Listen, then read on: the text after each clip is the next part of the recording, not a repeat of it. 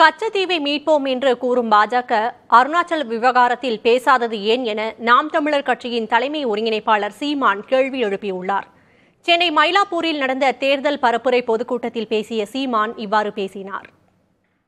கச்சத்தீவை திருப்பி எடுப்பேன் தேர்தல் நேரத்தில் அப்படி வீரமா பேசுற நீங்க அருணாச்சல பிரதேசத்தில் 11 மாவட்டங்களுக்கு சிரிக்காத 11 மாவட்டத்திற்கு மேல பல மலைகளுக்கு பேர் வச்சு சீனாவில பேர் வச்சு 30 இடத்துக்கு மேல அவன் போர்டு வச்சு போயிட்டான், பழக வச்சு போயிட்டான். சீனா அருணாச்சல பிரதேசத்திலிருந்து சீனாவுக்கு வர்றதுக்கு யாருக்கும் பாஸ்போர்ட் விசா தேவையில்லை.